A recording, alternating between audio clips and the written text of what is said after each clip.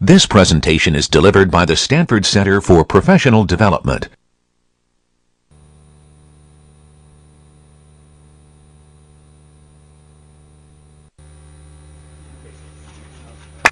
Oh, good. We got volume and everything. All right, here we go. Lest you think your learning things aren't going to actually someday help you in your future career. Let's say you plan to be president. You think, should I take 106B? Should I not take 106B? Watch this interview and you will see. We have questions, and we ask our candidates questions, and this one is from Larry Schwimmer. Okay. What, you guys think I'm kidding? It's right here. What is the most efficient way to sort 1,000,000 32-bit integers? Well, I'm sorry. Maybe. No. I think that's not a. I think the bubble sort would be the wrong way to go. Come on, who told him this? Okay. There you go. So apparently, and the question was actually by a former student of mine, in fact, Larry Schwimmer. So apparently he's been prepped well. As part of going on the campaign trail, not only do you have to know all your policy statements, you also have to have your n squared and log n sorts kept straight in your mind. So just so you know. So let me give you some examples of things that are graphs, just to get you thinking about the data structure that we're going to be working with and playing around with today.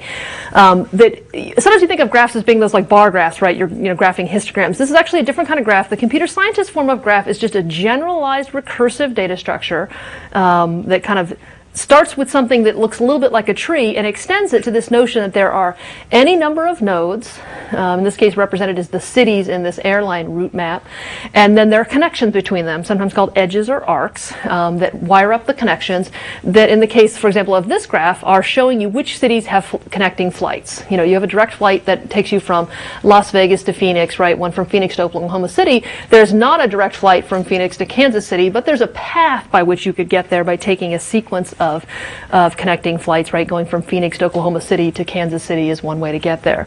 And so the entire kind of map of airline routes forms a graph, right, of the city. And there are a lot of interesting questions that, having represented that data, you might want to answer about finding flights, that are cheap or meet your time specification or get you where you want to go, and that this data would be kind of primary in solving that problem.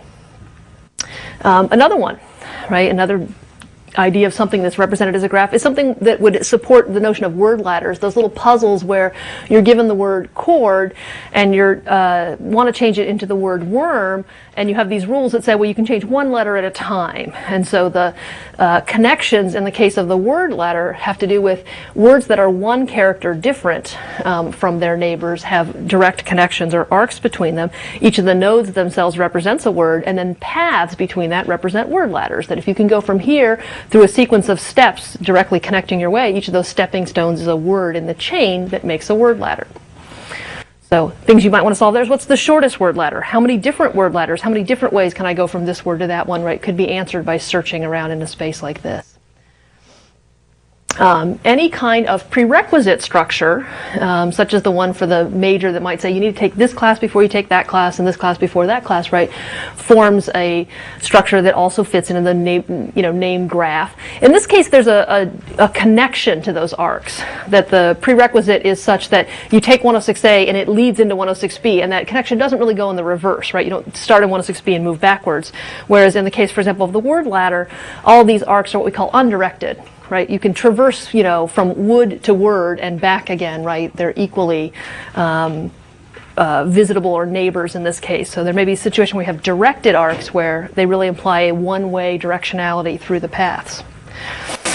Another one, lots and lots of arrows, that tell you about the life cycle of Stanford relationships, all captured on one slide. In sort of the flowchart. So flowcharts have a lot of things about directionality, like you're in this state and you can move to this state, so that's your neighboring state, and the arcs in there connect those things. And so as you will see, like you get to start over here and like be single and love it, right? And then you can kind of flirt with various degrees of seriousness, right? And then eventually there involves a trombone serenade, which, you can't go back to flirting aimlessly after the trombone serenade. There's no arc that direction. When somebody gets the trombone out, you either take them seriously or you completely blow them off. There's the blow back there. And then there's dating, and then there's two-phase commit, which is a very important part of any computer scientist education, and then potentially, other tracks of children and whatnot.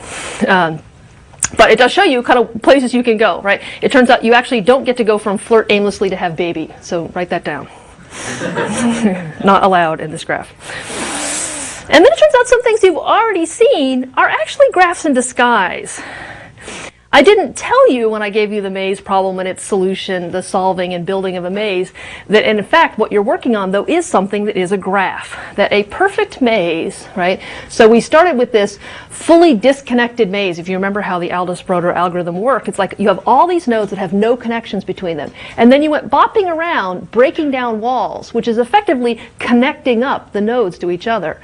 And we kept doing that until actually all of the nodes were connected. So in effect we were building a graph out of this big grid of cells by knocking down those walls to build the connections. And when we were done, then we made it so that it was possible to trace paths starting from that lower corner and working our way through the neighbors all the way over to there. So in the case of this, if you imagine that each of these cells was broken out in its little thing, there'd be these neighboring connections where this guy has this neighbor but no other ones, because actually it has no other directions you can move from there, but some of them, for example, like this one, has a full set of 4 neighbors you can reach, depending on which walls are intact or not. And so the creation of that, right, was creating a graph out of a set of disconnected nodes, and then solving it is searching that graph for a path. So let's talk concretely. How are we going to make stuff work on graphs? Graphs turn out to actually, by showing you that, I'm trying to get you this idea that a lot of things are really just graphs in disguise. That a lot of the problems you may want to solve, if you can represent it as a graph, then things you learn about how to manipulate graphs will help you to solve that kind of problem. So the basic idea of a graph, it is a recursive data structure based on the node, where nodes have connections to other nodes. Okay, so that's kind of like a tree, but it actually is more freeform than a tree, right? In a tree, right, there's that single root node that has kind of a special place, and there's this restriction about the connections, that there's a single path from every other node in the tree, starting from the root that leads to it. So you never can get there by multiple ways, and there's no cycles, right, and it's all connected and things like that. So in terms of a graph, it just doesn't place those restrictions. It says there's a node, it has any number of pointers to other nodes, it potentially could even have 0 pointers to others nodes. So it could be a little island of its own out here that has no incoming or outgoing flights, right? You have to swim if you want to get there. And then there's also not a rule that says that you can't have multiple ways to get to the same node. So if you're at B and you're interested in getting to C, you could take the direct connection here, but you could also take a longer path that bops through A and hits to C. And so there's more than one way to get there, which would not be true in a tree structure where it has that constraint. But that adds some interesting challenges to solving problems in the graphs, because there actually are so many different ways you can get to the same place. We have to be careful about avoiding getting into circularities where we're doing that, and also not redundantly doing work we've already done before because we've visited it previously. There can be cycles where you can completely come around. I think this one actually doesn't have a cycle in it. No, it doesn't. But if I could add a link, for example, from C back to B, and then there would be this place you could just kind of keep rolling around in the BAC area. So we call each of those guys, the circles here, the nodes, right? The connections between them, arcs. We will talk about the arcs as being directed and undirected in different situations where we imply that there's a directionality. You can travel the arc only one way, or in cases where it's undirected, it means it goes up both ways. We'll talk about 2 nodes being connected, meaning there is a direct connection, an arc between them. And if they're not directly connected, there may possibly be a path between them. A sequence of arcs forms a path that you can follow to get from one node to another. And then cycles just meaning a path that revisits one of the nodes that was previously traveled on that path. So I've got a little terminology. Let's talk a little bit about how we're going to represent it. So before we start making stuff happen on them, it's like, well, how's this in C++, right? What's the best way, or what are the reasonable ways you might represent this kind of connected structure? So if I have this 4-node graph, A, B, C, D over here, with the connections that are shown with direction, in this case, so I have directed arcs, that one way to think of it is that what a graph really is a set of nodes and a set of arcs. And by set, I mean sort of just a generalization. There might be a vector of arcs, there might be a vector of nodes, whatever, but some collection of arcs, some collection of nodes, and that the nodes might have information about, what location they represent or what word or what entity, in a social network that they are. And then the arcs would show who's directly connected to whom. And so one way to manage that, right, is to just have two independent collections, a collection of nodes and a collection of arcs, and that when I need to know things about connections, I'll have to kind of use both in tandem. So if I want to know if A is connected to B, I might actually have to just walk through the entire set of arcs trying to find one that connects A and B as its endpoints. If I want to see if, C is connected to B, same thing, just walk down the whole set. That's probably the simplest thing to do, right, is to just kind of have them just be maintained as the two things that are used in conjunction. More likely, what you're going to want to do is provide some access that when at a current node, you're currently trying to do some processing from the node B, it would be convenient if you could easily access those nodes that emanate or outgo from the B node. That's typically the thing you're trying to do is at B, try to visit its neighbors. And rather than having to kind of pluck them out of the entire collection, it might be handy if they were already kind of stored in such a way to make it easy for you to get to that. So the two ways that try to represent adjacency in a more efficient way are the adjacency list and the adjacency matrix. So in an adjacency list representation, we have a way of associating with each node, probably just by storing it in the node structure itself, those arcs that outgo from there. So in this case, A has a direct connection to the B and C nodes, and so I would have that information stored with the A node, which is my vector or set of outgoing connections. Similarly, B has one outgoing connection which goes to D, C has an outgoing connection to D, and then D has outgoing connections that lead back to A and to B. So at a particular node, I could say, well, who's my neighbors? It would be easily accessible and not have to be retrieved or searched or filtered. Another way of doing that, right, is to realize that in a sense what we have is this kind of n by n grid where each node is potentially connected to the other n minus 1 nodes in that graph. And so if I just build a 2 by 2 matrix that's labeled with all the node names on this side and all the node names across the top, that the intersection of this is there an arc that leads away from A and ends at B? Yes, there is. Is there one from A to C?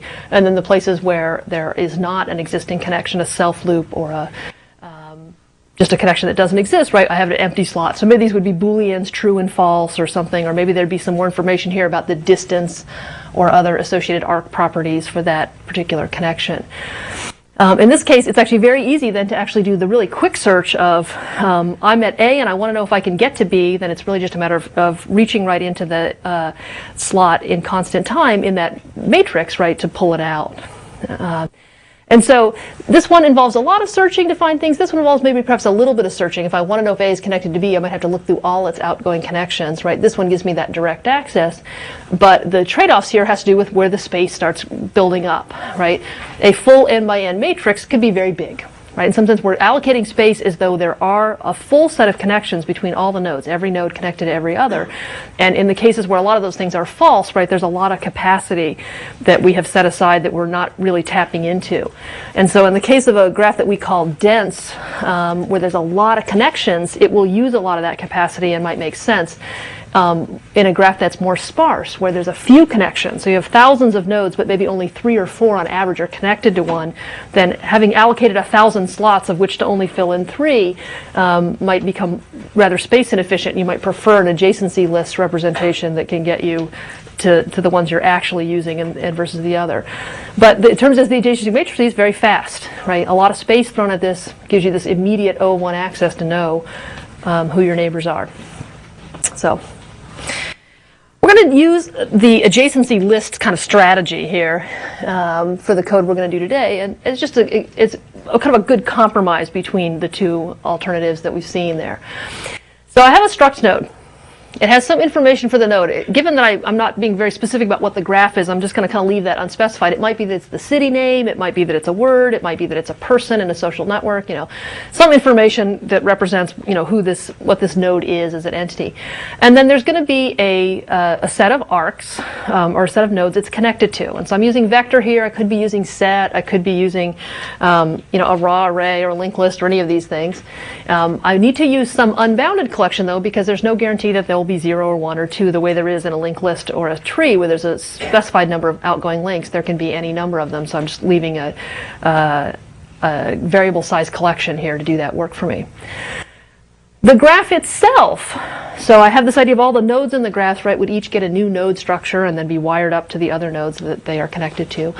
But then when I'm trying to operate on that graph, I can't just take one pointer and say, here's a pointer to some node in the graph and say, this is, and from here, you have access to everything. And the way that a tree, the only thing we need to keep track of is the pointer to the root. Or a linked list, the only thing we keep a pointer to typically is that frontmost cell. And from there, we can reach everything else. There is no special head or root cell in a graph. A graph is this kind of crazy collection, right, without a lot of rules about how they are connected.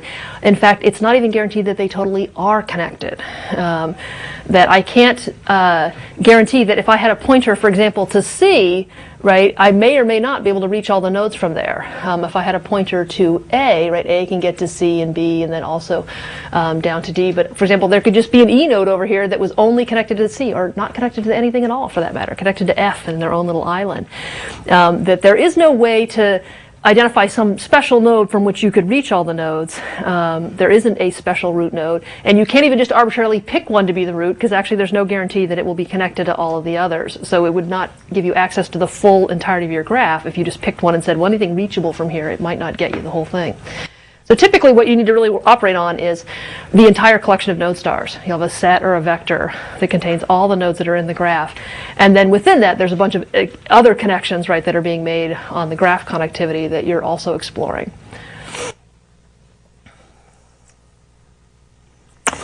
So let's make it a little bit more concrete. And talk a little bit about, well, what really is a node, what really is an arc? There may actually be some more information I need to store than just a node is connected to other nodes. So in the case of a list or a tree, the next field and the left and the right field are really just pointers for the purpose of organization. You know, that's the pointer to the next cell. There's no data that is really associated with that link itself. That's not true in the case of a graph. That often what the links that connect up the nodes actually do have a real role to play in terms of being data. It may be that what they tell you is what road you're taking here, or how long this path is, or how much this flight costs, or what time this flight leaves, or how full this flight already is, or who knows, you know, just other information that is more than just this node's connected to that one. It's like, how is it connected? What is it connected by? And what are the details of how that connection is being represented.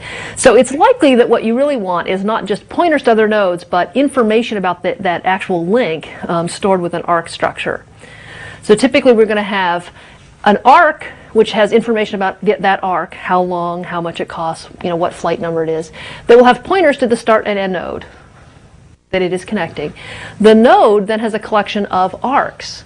And those arcs are expected to, in the adjacency list form, will all be arcs that start at this node. So their start node is equal to the one that's holding on to them. And then they have an end pointer that points to the node at the other end of the arc.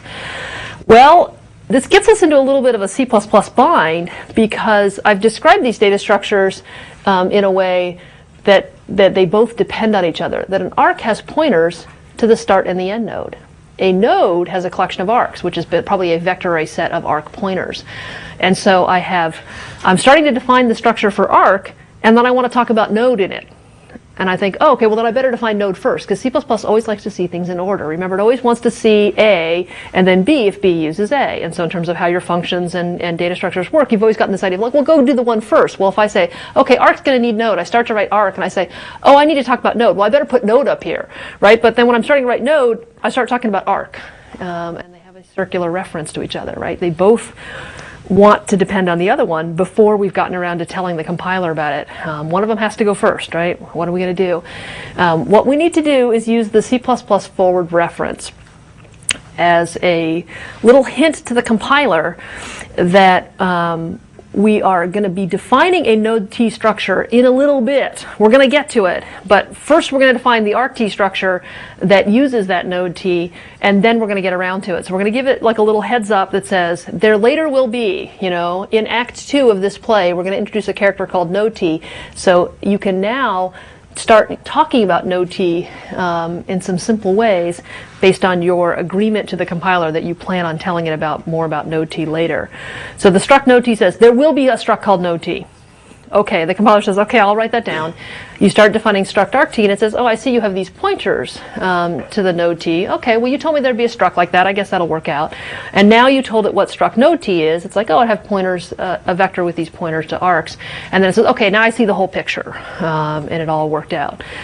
So it's just a little bit of a requirement of how the C++ compiler likes to see stuff in order without ever having to go backwards to check anything out again. So I got myself some node structures, got some arc structures. They're all working together. I'm going to try to do some traversals, try to do some operations that work their way around the graph. So tree traversals, right, the pre and post in order, are ways that you start at the root and you visit all the nodes in the tree. Very common need to kind of process, to delete nodes, to print the nodes, to whatnot. So we might want to do the same thing on graphs. I've got a graph out there and I'd like to go exploring it. Maybe I just want to print that if I'm in the Gates building, what are all the places that I can reach from the Gates building? Where can I go to? What options do I have? What I'm going to do is a traversal starting at a node and kind of working my way outward to the visible, reachable nodes that I can follow those paths to get there. We're going to look at two different ways to do this. One is depth first and one is breadth first. And I'll show you both algorithms, and they will visit the same nodes. When all is done and said, they will visit all the reachable nodes starting from a position, but they will visit them in different order. So just like the pre, post, in order tree traversals, they visit all the same nodes. It's just a matter of when they get around to doing it, is how we distinguish depth and breadth first traversals.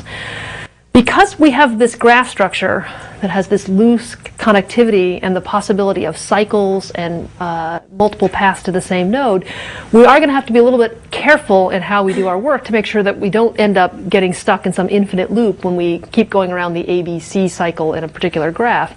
That we need to realize when we're revisiting something we've seen before and then not trigger kind of an exploration we've already done. So let's look at depth first. This is probably the simpler of the two. They're both actually pretty simple. Depth first traversal uses recursion to do its work. And the idea is that you pick a starting node. Let's say I want to start at Gates. And that maybe what I'm trying to find is all the reachable nodes from Gates. If I don't have a starting node, then I can just pick one arbitrarily from the graph because there is actually no root node, right, of special status. And the idea is to go deep. That in the case of, for example, a maze, it might be that I choose to go north and then I just keep going north. I just go north until I run into a dead wall, and then I say, oh, I have to go east. I'm going to go east. The idea is to just go as far away from the original state as I can. Just keep going outward. And eventually I'm going to run into some dead end. And that dead end could be I get to a node that has no outgoing arcs. Or it could be that I get to a node whose only arcs come back to places I've already been. So cycle back on itself, in which case that also is really a dead end.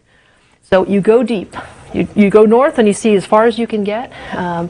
And only after you've kind of fully explored everything reachable from starting in the north direction do you backtrack, unmake that decision and say, well, how about not north, how about east, right? And then find everything you can get to from the east. And after kind of going all through that, come back and try south and so on. So all the options you have, exhaustively getting through all your neighbors in this kind of go deep strategy. One of the important things is to realize if you've got this recursion going, so what you're actually doing is basically saying, I'm going to step to my neighbor to the right and I'm going to explore all the things, so do a depth first search from there to find all the places you can reach. And that one says, well, I'm going to step through this spot and go to one of my neighbors. And so we can't do that infinitely without getting into trouble. We need to have a base case that stops that recursion. And the two cases that I've already talked about, one is just, well, when you have no neighbors left to go. So when you are get to a node that actually kind of is a dead end, or that neighbor only has visited neighbors that surround it. So a very simple little piece of code that depends on recursion doing its job. In this case, right, we need to know which nodes we have visited. Right? We're going to have some kind of strategy for saying, I have been here before. In this case, I'm using just a set, because that's an easy thing to do. I make a set of node pointers, and I update it each time I see a new node. I add it to that set, and if I ever get to a node who was already previously visited, right, then there's no reason to do any work from there. We can immediately stop. So starting that set would be empty. If the visit already contains the node that we're currently trying to visit, then there's nothing to do. Otherwise, we go ahead and add it, and there's a little note that says, we'll do something with cur. What am I trying to do here? Am I trying to print those nodes? Am I trying to draw pictures on those nodes, highlight those nodes? You know, something I'm doing with them. I don't know what it is, but this is the structure for the depth first search here. And then for all of the neighbors, using the vector of outgoing connections, then I run a depth first search on each of those neighbors. Passing that visited set by reference through the whole operation, so I will always be adding to and modifying this one set, so I will be able to know where I've been and where I still need to go. So if we trace this guy in action, if I start arbitrarily from A, I say I'd like to begin with A, then the depth first search is going to pick a neighbor, and let's say I happen to just work over my neighbors in alphabetical order, and would say, okay, well, I picked B. Let's go to everywhere we can get to from B. So A gets marked as visited. I move on to B. I say, well, B, search everywhere you can get to from B. And B says, okay, well, I need to pick a neighbor. How about I pick C? It says everywhere. It says, and now, having visited C, go everywhere you can get to from C. Well, C has no neighbors. Right, no outgoing connections whatsoever. So C says, well, okay, that's everywhere you can get to from C is C. You know, I'm done. That will cause it to backtrack to this place, to B, and B says, okay, I explored everywhere I can get to from C. What other neighbors do I have? B has no other neighbors. So in fact, B backtracks all the way back to A. So now A says, okay, well, I went everywhere I can get to from B, right? Let me look at my next neighbor. My next neighbor is C. But C already visited. So there's no reason to go crazy on that thing. So in fact, I can immediately see that I've visited that, so I don't have any further path to look at there. I'll hit D then as the next one in sequence. So at this point, I've done everything reachable from the B arm, everything reachable from the C arm, and now I'm starting on the D arm. I say, okay, where can I get to from D? Well, I can get to E. Right, where can I get to from B? E goes to F. So the idea is you think of it going deep. It's going as far away as it can, as deep as possible before it kind of unwinds, getting to the F that has no neighbors, and saying, okay, well, how about where can I get to? Also from E, I can get to G. From G, where can I get to? Nowhere. And so we kind of unwind the D arm, and then we will eventually get back to and hit the H. So the order they actually were hit in this case happened to be alphabetical. I assigned them such that would come out that way. That's not really a property of what depth first search does. But think of it as like it's going as deep as possible, as far away as possible. And so it makes a choice. It's very much like the recursive backtrackers that we've seen. In fact, they make a choice, commit to it, and just move forward on it, right? Never kind of giving a backwards glance. And only if the whole process, right, bottoms out, does it come back and start unmaking decisions and try alternatives, eventually exploring everything reachable from A when all is done and said. So if you, for example, use that on the maze, right, the depth first search on a maze is very much the same strategy we're talking about here. If you, instead of the way we did it was actually breadth first search, if you remember back to that assignment, the depth first search alternative is actually doing it with the just go deep. Make a choice, go with it, run all the way until it bottoms out, and only then back up and try some other alternatives.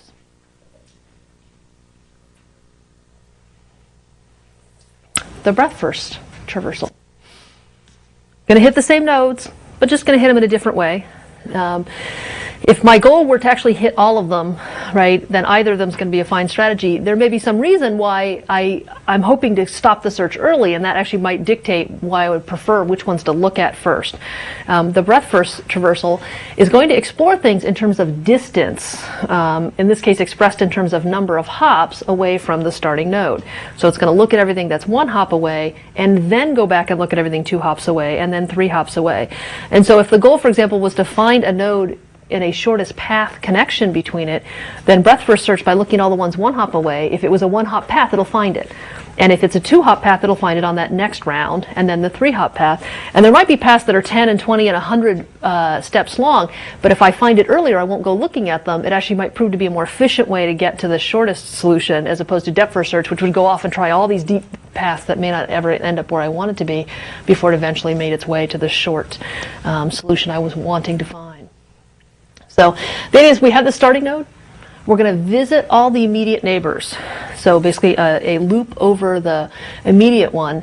And then while we're doing that, we're going to actually kind of be gathering up that next generation. Sometimes that's called the frontier, sort of advancing the frontier of the nodes to explore next. So all the nodes that are 2 hops away. And then while we're processing the ones that are 2 hops away, we're going to be gathering the frontier that is 3 hops away. And so at each stage, right, we'll be kind of processing a generation, but we'll assembling the generation n+1 in case we need to go further to find those things. We'll use an auxiliary data structure during this, right? That management of the frontier, keeping track of the nodes that are kind of staged for the subsequent iterations. The queue is a perfect data structure for that. If I put the initial neighbors into a queue, as I dequeue them, if I put their neighbors on the back of the queue, so nqueue them behind all the 1-hop neighbors, then if I do that, we've got as I'm processing generation 1 off the front of the queue, I'll be stacking generation 2 in the back of the queue. And then when all of generation 1 is exhausted, I'll be processing generation 2, but kind of enqueuing generation 3 behind it. Same deal that we had with depth first search, though, is we will have to be careful about cycles, multiple paths, that when there's more than one possibility of how we get to something, we don't want to kind of keep going around that cycle or do a lot of redundant work visiting nodes that we've already seen. So I have the same idea of keeping a track of a set that knows what we've previously visited. And the initial node gets enqueued, it's kind of by itself, so this is like generation 0 gets put into the queue, and then while the queue is not empty, so while there's still neighbors I haven't yet visited, I dequeue the frontmost one. If it hasn't already been visited on some previous iteration, then I mark it as visited, and then I enqueue all of its children or neighbors at the back of the queue. And so if right now I'm processing generation 0, that means all of generation 1, so the neighbors that are 1 hop away, get placed in the queue. And then the next iteration coming around here will pull off a generation 1 and then enqueue all of these 2-hop neighbors, come back, and other generation 1s will get pulled off, enqueue their 2-hop neighbors, and so the 2-hop generation will kind of be built up behind, and then once the last of the 1-hop generation gets managed, we'll start processing the generation 2 and so on. And so this will keep going, right, while the queue has some contents in there, so that means some neighbors, right, we have connections to that we haven't yet had a chance to explore, and either we will find out that they have all been visited, so this will end when all of the nodes, right, that are in the queue have been visited, right, or there are no more neighbors to enqueue. So we've gotten to those dead ends or those cycles that mean we've reached everything that was reachable from that start node. You okay with that? And so I traced this guy to see it doing its work. So if I start again with A, and again, assuming that I'm going to process my nodes in alphabetical order when I have children. So I will go through and I will enqueue. So the queue right now has just node A in it. I pull it off. I say, have I visited? No, I have not. So then I mark it as visited. And now for each of its neighboring nodes, B, C, D, H, I'm going to put those into the queue. And so then they're loaded up. And then I come back around and I say, do I still have stuff in the queue? I do. So let's take out the first thing that was put in. It was B. Okay, and I'll say, okay, well, where can you get to from B? You can get to C. So I'm going to put C in the queue. Now, C is actually already in the queue, but we're going to pull it out earlier, so in terms of it'll get handled by the visiting status later. So it'll say, okay, we'll put C, D, and E in, and then put C behind it. So right now we'll have C, D, H, and C again. It'll find the C that's in the front there, and it'll say, where can you get to from C? Nowhere. So no additional generation 2s are added by that one. I'll look at D and I'll say, okay, well, what generation 2s do we have from D? It says, well, I can get to E, right? So put E on the back of the queue. Look at H. Where can H get to? H can get to G. So go ahead and put G on the back of the queue. So now it comes back around to the things that are 2 hops away. The first one it's going to pull off is C. It's going to say, well, C is already visited. So there's no need to redundantly visit that or do anything with that. It passes over C. It finds the E that's behind that. And then it finds the G that was behind the H. The E also enqueued the F that was 4 hops, and the very last one, right, output will be that F that was only reachable by taking, 3 hops away from the thing. So this one's kind of working radially, right? The idea that I'm looking at all the things that I can get to kind of in one hop are my first generation, then 2 hops, then 3 hops. And so it's like throwing a stone into water and watching it ripple out, that the visiting, right, is managed in terms of kind of growing length of path, right, number of hops that it took to get there. So this is the strategy that you used for maze solving, if you remember. That what you were tracking, right, was this queue of paths where the path was, AB or ABC or ADE, and that they grew stepwise at kind of each iteration through the traversal there. We were saying, okay, well, I've seen all the paths that are 1 hop, now I've seen all the ones 2, now the ones 3 and 4 and 5. And when you keep doing that, eventually you get to the hop, 75, which leads you all the way to the goal. And since you have looked at all the paths that were 74 and shorter, that the first path that you DQ that leads to your goal must be the best or the shortest overall, because of the order you process them. That's not true in depth first search, right? That depth first search might find a much longer and more circuitous path that led to the goal when there is a shorter one that would be eventually found. If I had a graph that looked, had this long path, let's say,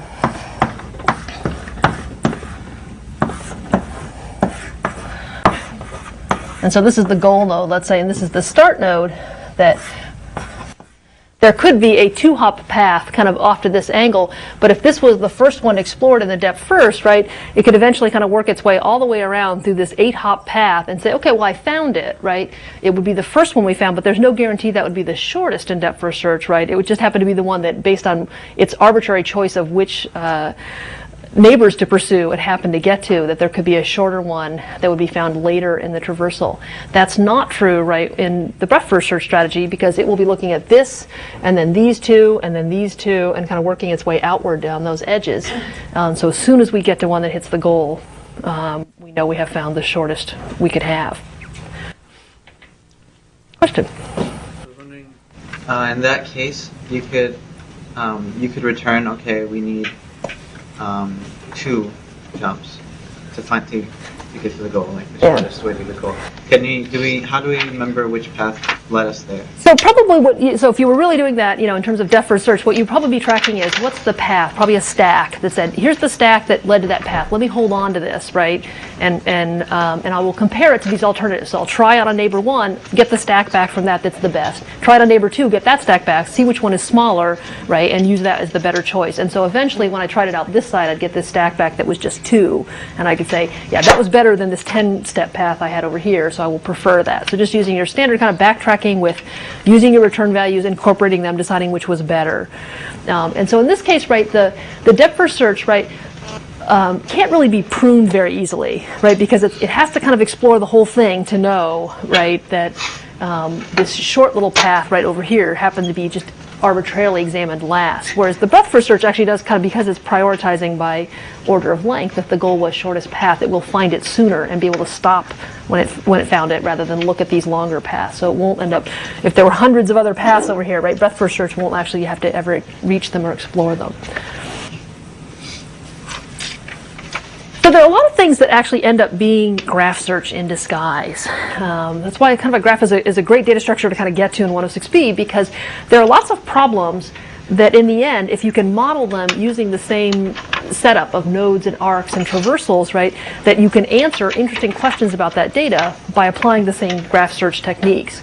So sometimes you want to know things like, well, which nodes are reachable from this node at all? And then that just means, okay, I'm here and I want to get to these places. What places could I get to? Or knowing what courses I could take, right, that would, lead me to a CS degree is kind of like, well, looking for the ones that lead to having all your graduation requirements, satisfied. And each of those arcs could be a course you could take, right? How close does that get you to the goal? How can I get to the place I'd like to be? Or what are the places that this course, right, satisfies requirements that lead to? Knowing things about connectivity is kind of useful in things like the kind of Bacon numbers or Erdős numbers, where people want to know, well, how close am I to greatness by, have I been in a movie with someone who was in a movie with Kevin Bacon? And for me, it turns out 0. I haven't been in no movies. But have you written a paper with someone who then connects through a chain to some other famous person, right? Tells you about your kind of social network distance or something. Or in LinkedIn, you're trying to get a new job and you want to find somebody to introduce you to the head of this cool company. It's like, like figuring out who you know who knows them, right, is finding paths, right, through a social network graph.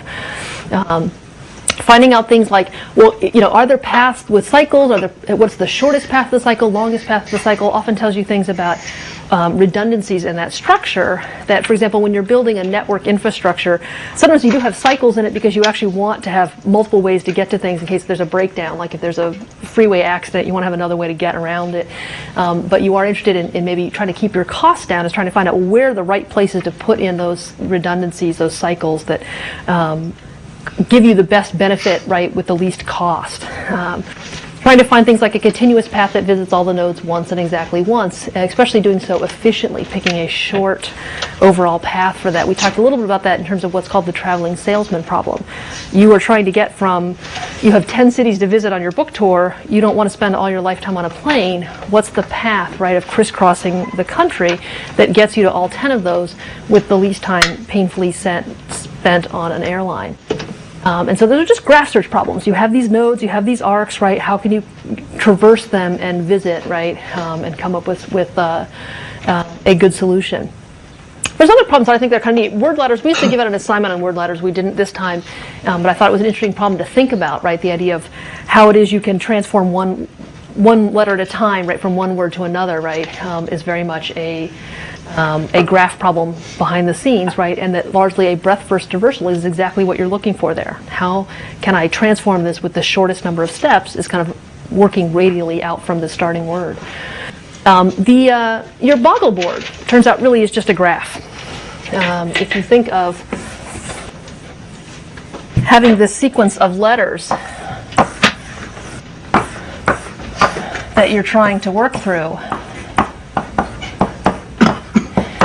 that really each of these letters can actually just be thought of as a node, and then the connections it has are to its 8 neighbors. And that finding words in there is basically finding paths starting from this node, right, that lead away, that don't revisit, right? So in fact, doing breadth first or depth first search, you most likely did depth first search when you were writing the implementation of Boggle, that does kind of a deep search on I found an A, I found a P, I found a P, and kind of keeps going as long as that path looks viable. So in this case, that the ARC information we're using is having assembled those letters, do they form a prefix that could be leading somewhere good? And then the kind of recursion bottoming out when we have run ourselves into a corner where we have no unvisited nodes that neighbor us, or only nodes that would extend to a prefix that no longer forms any viable words, as a search problem. So it feels like everything you've done this quarter has actually been a graph in disguise. I just didn't tell you, right? The maze problem, right, is very much a graph search problem, building a graph and searching it. Another one that I think is kind of neat to think about, is kind of related to the idea of word letters, is that often when you mistype a word, a word processor will suggest to you, here's a word that you might have meant instead. You type a word that it doesn't have in its lexicon, and it says, well, that could just be, a word I don't know, but it also could mean that you actually mistyped something. And so what you want to look at is having neighboring nodes, sort of diagramming a graph of all the words you know of, and then the kind of permutations, the tiny little twiddles to that word that are neighbors to it, right? So that you could describe a set of suggestions, right, as being those things that are within a certain hop distance from the original mistyped word. And so you could say, yeah, things that have 2 letters different are probably close enough, but things that have 3 or more letters different aren't actually likely to be the mistyped word. And then that kind of leads to supporting things like wildcard searches, where you're trying to remember whether it's E-R-A-T or A-R-T-E at the end of desperate, that those things can be modeled as kind of like a search through a graph space where you're modeling those letters, and then there's like a branching where you try all of the letters coming out of D-E-S-P, seeing if any of them lead to an R-A-T-E. So the last thing I wanted to just bring up, and this is the one that's going into this week's assignment, I'm just going to actually show it to you to kind of get you thinking about it, because it's actually the problem at hand that you're going to be solving, is that the one of where I'm interested in finding this shortest path, but I'm going to add in this new idea that all hops are not created equal. That a flight from San Francisco to Seattle, right, is a shorter distance, right, than the one that goes from San Francisco to Boston. And if I'm interested in getting to some place, it's not just that I'd like to take a direct flight. I'd also like to take the set of flights that involves the least kind of going out of my way and going through other cities and other directions. And so in this case, right, a breadth first search is a little bit too simplistic. That if I just look at all the places I can get to in one hop, you know, that those are not really equally weighted in terms of my goal of minimizing my total path distance. But if I instead prioritize should in your mind immediately conjure up images of the priority queue to look at paths that are, if I'm trying to minimize total distance, the shortest path, right? Even if they represent several hops, if they're still shorter, if I have 3 flights that each are 100 miles, then they represent a flight of 300 total miles. And that's still preferred to one that actually is 2,000 miles or 7,000 miles going to Asia alternatively. And so if I worked on a breadth first that's been modified by total distance, that it would be a way to work out the shortest path, right, in terms of total weight from San Francisco to my destination by a modified breadth first kind of weighted strategy. And that is exactly what you're going to be doing in this assignment. I'm not going to give away too much by kind of delving too much in it, but the handout does a pretty good job of talking you through what you're doing. But it's kind of a neat way to think about it. That's how the GPS, the MapQuest, and things like that are working. Is you're at a site, you have a goal, and you have this information that you're trying to guide that search, and you're going to use heuristics about what appears to be the kind of optimal path to kind of pick that and go with it and see where it leads you. So that will be your task for the next week. What we'll talk about on Friday is caching.